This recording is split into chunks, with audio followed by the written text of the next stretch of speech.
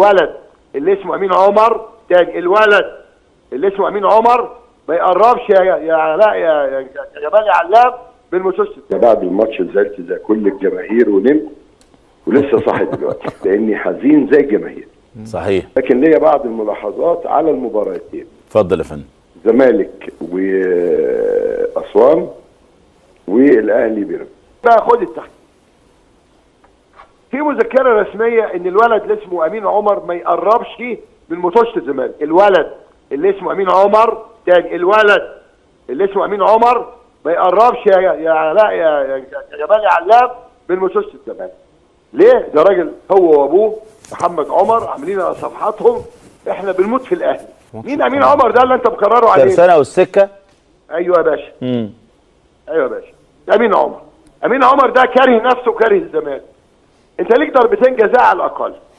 تمام؟ قلنا مين اللي على الفار؟ الواد ابن احمد الشناوي يا عمر. قلت برضو ان عمر الشناوي ابن احمد الشناوي. هو في ايه يا لجنه الحكام؟ انا عايز اشوف ذكر مين رئيس لجنه الحكام؟ مين؟ سيبك من الراجل اللي عمال يهبط في دولارات والبلد محتاجه دولارات. مين يا بيه؟ عايز اعرف مين اللي ماسك لجنه الحكام؟ مين المصري؟ والله هو كان في واحد اسمه احمد ابو العيله ومشوه. انا مش شايفكوا راجل. قولوا لنا مين اللي ماسك لجنه الحكام؟ عشان يتلطشوا على وشه. عندك مذكره رسميه ان الولد امين عمر ده كاره للزمالك. بتختاره لنا؟ انا مش فاهم، هو انت بتقعد تنقي؟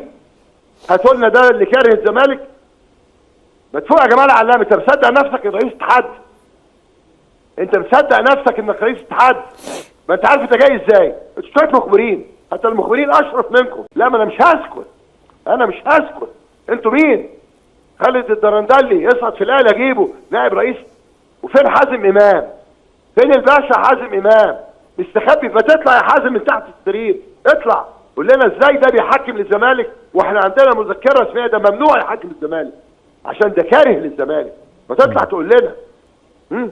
وانت مصدق نفسك جمال علم لك رئيس اتحاد كوره؟ ما احنا عارفين انتوا جايين ازاي. قول لي لما تلاقي حكم كده منحرف تمام وكاره نفسه وكاره النادي يكلم مين؟ عايز اعرف اكلم مين؟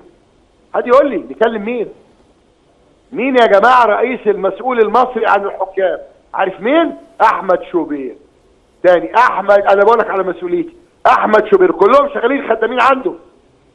كلهم خدامين عنده. فعشان كده بقول لك اقفل الصفحه. بس بالطريقه دي الدوري مش هيكمل. بالطريقه دي احنا مش هنبقى طرف. انا والنادي اللي انا بمثله عمرنا ما هيبقى في مسرحيه هزليه يقود احمد شوبير وشويه خدامين من الحكام واتحاد كوره نايم على وشه. ولا هو هنا. النهارده بيتكلم حازم امام عشان ما بيردش. درندلي ما بردش. جمال علام ما طب لما انتوا جبانات كده عاملين دي كوره ليه؟ واحد فيكم يفهمنا مين ده؟ وانت بتعاندنا؟ بتعاند جمهور الزمالك؟ لجنه حكام فشله. ايه ده يا منحرف؟ والفار مين؟ ابن الشناوي اللي شغال عند شوبير. ابن الشناوي اللي شغال عند شوبير خدام. امين يا عمر ما شوفش خلقتك.